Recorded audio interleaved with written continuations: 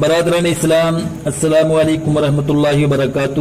نحمدہ ونصلی علی رسولہ الکریم، اما بعد فاعوذ باللہ من الشیطان الرجیم، بسم اللہ الرحمن الرحیم، الحمد للہ رب العالمین، نعمت البدعۃ ہذہ، صدق اللہ العظیم وصدق رسولہ النبی الامین الکریم، ونحن علی ذلک لمن الشاہدین والشاکرین والحمد للہ رب العالمین۔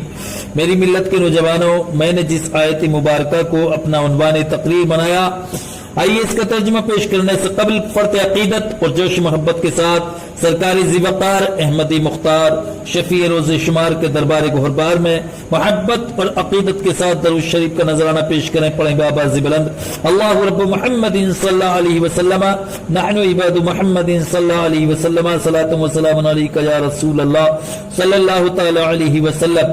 میری ملت کے نوجوانوں، پروردگار عالم ارشاد فرماتا ہے، الحمدللہ رب العالمین، تمام تعریفیں اللہ رب العزت کے لیے ہے جو تمام عالمین کا پالنہار ہے۔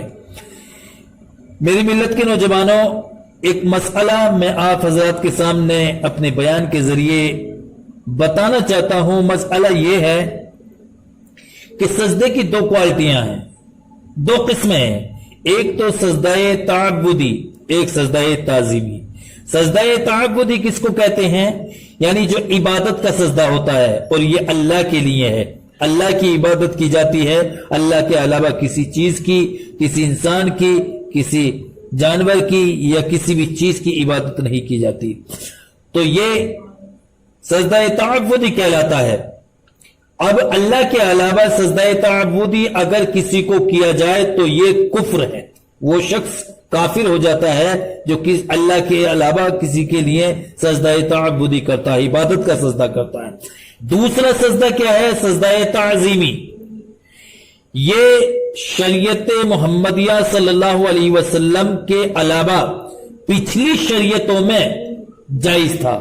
سجدہ تعظیمی یعنی تعظیم، ادب و احترام کا سجدہ، دوسرے انبیاء کرام کی شریعتوں میں یہ جائز تھا، لیکن شریعت محمدیہ صلی اللہ تعالی علیہ وسلم میں یہ جائز نہیں بلکہ حرام ہے دوسرے کسی کے لیے بھی سجدہ تعظیمی کرنا۔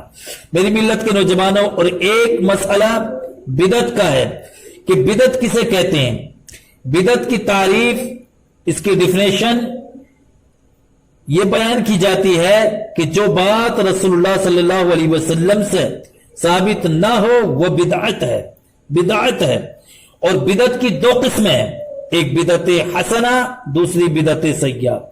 ایک بدعت حسنہ اور بدعت سیئہ ہی سے پتہ چلتا ہے کہ یہ اپنی میننگ بتا رہی ہیں دونوں بدعتیں کہ حسنہ سے کیا مراد ہے اور بدعت سیئہ سے کیا مراد ہے۔ بدعت حسنہ سے مراد ہے اچھی بدعت اور بدعت سیئہ سے مراد ہے بری بدعت۔ میری ملت کے نوجوانوں، بدعت حسنہ کی ڈیفینیشن کیا ہے؟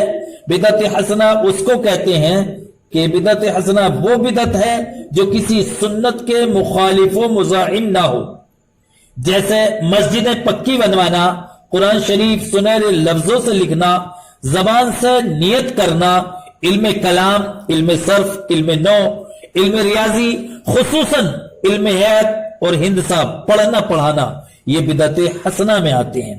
آج کل کے مدرسے، واز کے جلسے، سند و دستار وغیرہ سینکڑوں ایسی چیزیں ہیں جو حضور کے زمانے میں نہ تھیں۔ حضور کے زمانے میں یہ سب تمام چیزیں نہ تھیں لیکن اب موجود ہیں، تو یہ بدعت سیئہ نہیں ہیں بلکہ بدعت حسنہ ہیں جن کا کرنا مذہب اسلام کے اندر جائز ہے۔ وہ سب بدعتیں حسنہ ہیں ایسی کہ بعض واجب تک ہیں، ان میں سے کچھ بدعتیں ایسی ہیں جو وہ وجوب کا درجہ رکھتی ہیں۔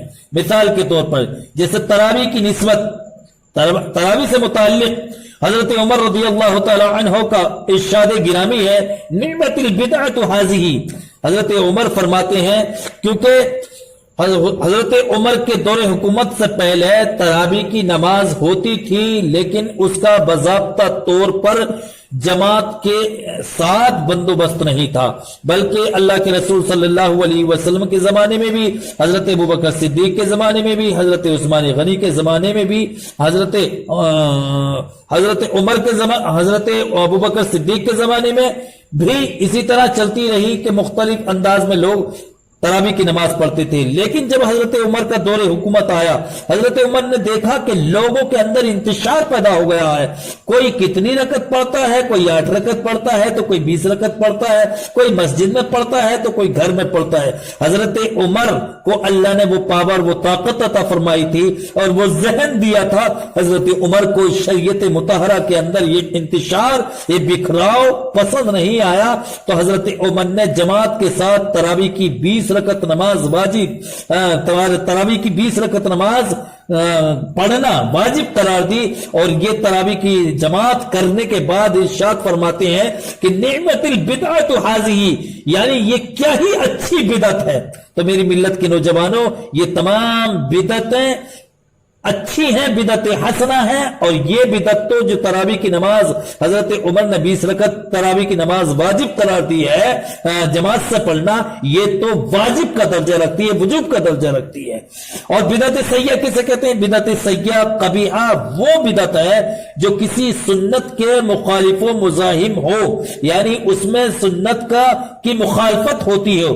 और ये बिदअत यानी बिदअत सय्या ये मकरूह है या हराम है। इसी पे मैं अपनी तकरीर खत्म करता हूं। अस्तगफिरुल्लाह रब्बी मिन कुल्ली ज़ंबिन व खतीयतिन व अतूबु इलैहि व मा अलैना इल्लल बलागुल मुबीन। अस्सलामु अलैकुम।